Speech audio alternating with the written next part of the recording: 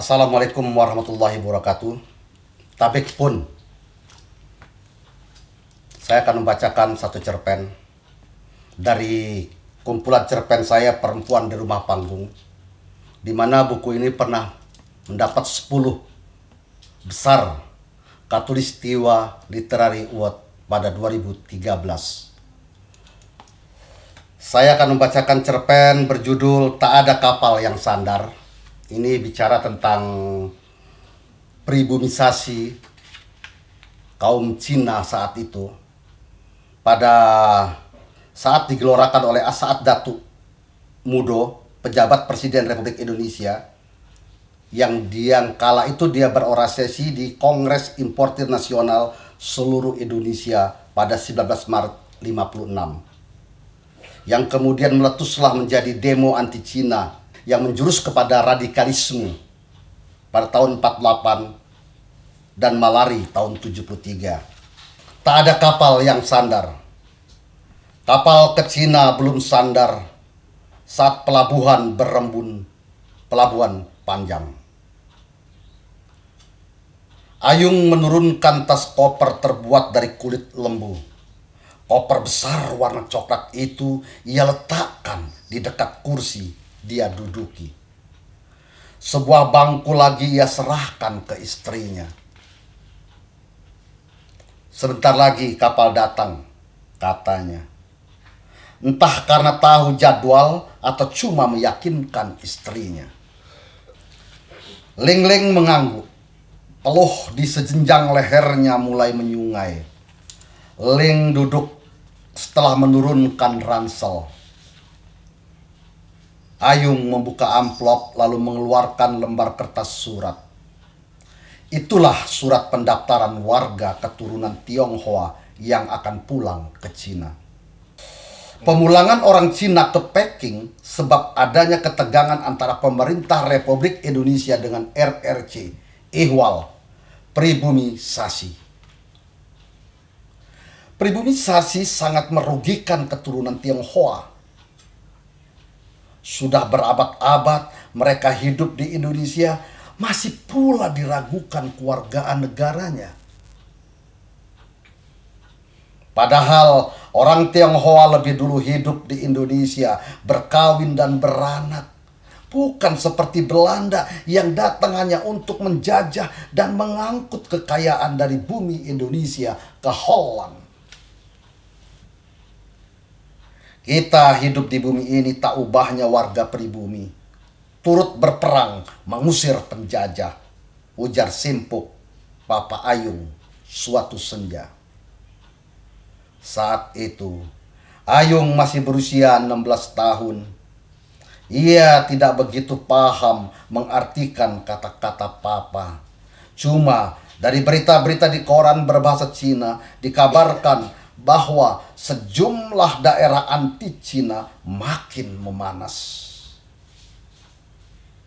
Rumah-rumah warga keturunan Tionghoa dibakar oleh orang-orang tak dikenal. Warga Cina mati dan mayatnya dilempar ke kebun karet atau di tepi jurang. Toko-toko yang bukan milik pribumi dirusak dan dilempari kotoran. Ditambah lagi coretan bertulis pengusiran. Sejumlah warung atau toko punya pengusaha pribumi, di pintu atau temboknya ditulis pribumi. Bahkan nama pemiliknya, semisal Haji Sueb, ditulis besar-besar di tembok.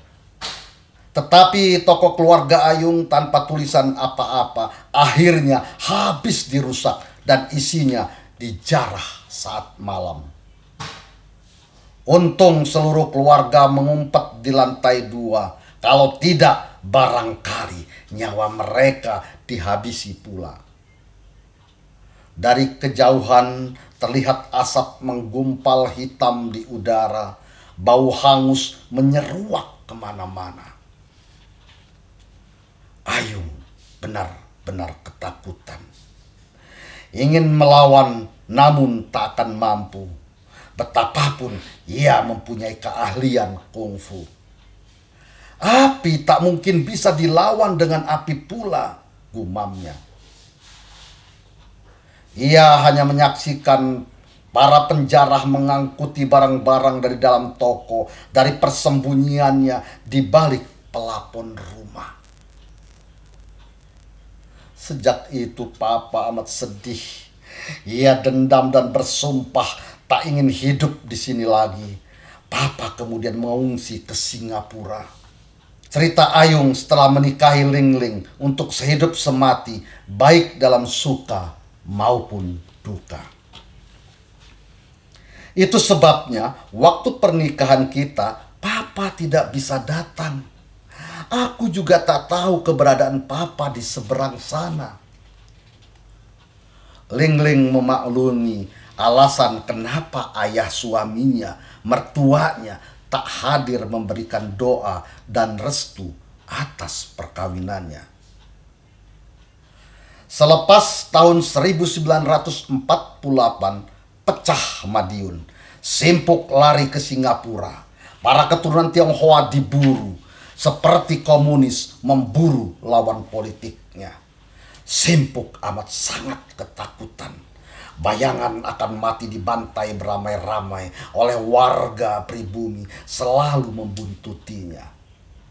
Apalagi ia dikenal berani membantah karena Simpuk yakin papanya, Babah Lim, adalah pejuang dengan memasok senjata dan obat-obatan kepada tentara Indonesia.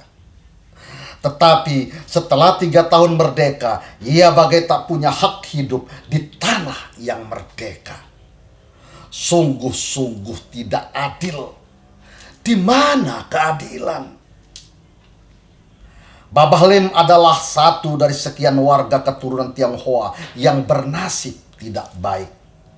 Hidup dari perniagaan sebuah toko kelontong, lalu tokonya dirusak dan isinya dikuras habis.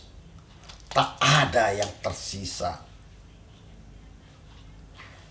Kapal belum juga sandar, Ling Ling mendesis, membuyarkan lamunan Ayung yang baru saja pikirannya diayun-ayun ke masa ia berusia remaja.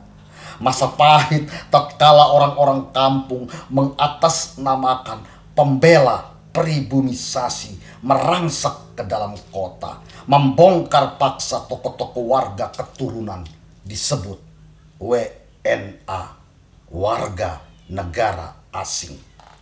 Bahkan sampai menjarah dan kabar yang tersebar dibarengi pemerkosaan terhadap para Amoy.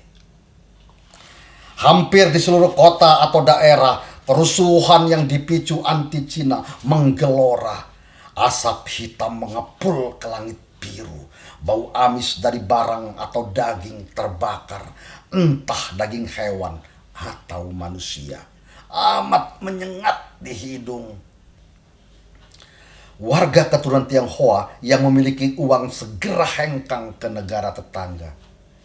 Bagi yang tidak punya atau tak ada kesempatan, siap-siap dilumat. Keluarga Ayung korban yang amat nyata. Papanya hengkang ke negeri tetangga. Rumahnya yang sekaligus dijadikan toko rusak parah. Kini, apa yang bisa dia harapkan dari negeri yang telah melahirkannya? Itulah pertanyaan yang tak pernah bisa dapat jawaban. Maka ia putuskan mengajak istrinya pulang ke Cina. Pelabuhan Panjang, masih tahun 1956. Kapal yang ditunggu-tunggu tak juga sandar. Kapal itulah yang dijadwalkan akan mengangkut rombongan kedua warga keturunan Tionghoa yang sudah terdaftar siap pulang ke negeri leluhurnya, Cina. Selembar kain merah putih yang pernah dikibarkan dan berkibar di depan toko Babah Lim saat 17 Agustus dan 10 November tiap tahunnya terlipat rapi di tas ransel yang dibawa Ling Ling. Mana bendera? Bisik Ayung. Ling Ling menatap tajam, agak aneh. Mana? Untuk apa? Aku ingin memegangnya. Buat apa? Karena aku pernah mengibarkannya sewaktu di sekolah dan tiap tahun papa menyuruhku mengikatnya di galah. Lalu, Ling-Ling penasaran. Aku merindukannya. Aku lahir di tanah air ini dan pernah dilindungi oleh bendera merah putih ini. Jadi, Ayung memandang istrinya dengan tatapan menusuk. Sekarang kita bukan lagi anak dari tanah air ini. Untuk apa lagi bendera ini? Sebaiknya lupakan warna bendera ini. Lupakan republik ini. Sebentar lagi kita benar-benar menjadi Tionghoa. Jadi sebenar-benar Cina. Tandas Ling-Ling. Tidak mungkin, Ling. Darah yang mengalir di tubuh kita adalah darah Indonesia, walaupun bukan seorang pribumi. Kita telah meminum air di sini. Darah kita pun telah mengalir tumpah di tanah air ini. Tak mungkin kita ingkari itu, sayang, kata Ayung bernada lembut. Ling-Ling diam, matanya berlinang. Sudah jam 2, tidurlah. Semoga saja besok siang kita sudah meninggalkan pelabuhan ini. Selamat tinggal kota kelahiran, ucap Ayung sambil membujuk istrinya agar segera tidur walaupun hanya di kursi tunggu pelabuhan. Aku belum ngantuk, lirih Aling. Harus dicoba. Waktu sudah hampir pagi, kau bisa sakit nanti. Ling-Ling tak menyahut. Ia berusaha memejamkan matanya, merapatkan kelopak matanya. Dalam tidurnya, ia melihat kapal berbendera Republik Rakyat Cina merapat di pelabuhan Panjang. Dia segera beranjak dari kursi, gegas membawa barang-barang, lalu menghambur ke kerumunan penumpang. Dia pegang kuat lengan Ayung, sementara tangan kanannya memegang tas tangan, sedangkan ransel di pundaknya. Ayung memanggul tas koper berwarna coklat, langkah keduanya begitu gegas. Bahkan para lelaki yang tak membawa keluarga melompat lewat jendela. Tak sedikit pula yang meniti tali pengikat kapal dan sejumlah orang terpental ke laut. "Oh, tolong!" Ling-Ling berteriak. "Ling!" Ayung terkejut. Dia guncang-guncang tubuh istrinya. "Kau kenapa?" "Mimpi koh. Banyak penumpang yang terjatuh ke laut karena naik meniti tali kapal." Alamat. Bandar Lampung, Anno 2013. Hampir 60 tahun peristiwa batalnya rombongan kedua pemulangan warga keturunan Tionghoa ke Cina. Kapal yang dijanjikan pemerintah RRC yang akan mengangkut eksodus besar-besaran WNA ke negeri tirai bambu itu tak jadi sandar. Setelah 3 hari 3 malam terdampar di pelabuhan Panjang, rombongan penumpang yang hendak meninggalkan Indonesia kembali ke rumah masing-masing. Meskipun di antaranya tak lagi melihat rumahnya. Sebagian lainnya tak berani pulang, lalu pindah ke kota lain. Setelah gagal pulang ke Cina, kota-kota yang dituju mereka diantaranya Menggala, Kota Bumi, Sukadana, Kalianda, Teluk Betung, khususnya daerah Kunyit, Sukaraja, Bumi Waras, serta Gudang Garam, dan Ambon sebagai cikal bakal dikenal Kampung Cina dan Perumpung di Jagabaya. Di Perumpung mereka memulai hidup, bahkan dari bawah. Setiap dini hari, Ayung ke pasar sayur bersepeda ontel. Setiba di rumah, suara azan dari masjid di ujung gang. Ling-ling akan menyambut di depan pintu, kemudian membuka warung kecilnya. Sudah beberapa tahun ini, mereka berdagang sayur dan kebutuhan sehari-hari, seperti garam, gula, asam, minyak goreng, sabun, pasta gigi, dan lain sebagainya. Bahkan Ling-ling juga membantu suaminya dengan membuat kue semprong. Ia mengolah makanan khas itu pada malam hari saat Ayung terlelap. Dialah yang membangunkan suaminya ketika jam di dinding menunjukkan angka 0300. Perumpung suatu petang bulan Januari 2013, seorang ibu tersenyum memandangi rumah yang kelihatan ringkih di sebelah rumahnya. Rumah itu tentu menyimpan banyak kenangan.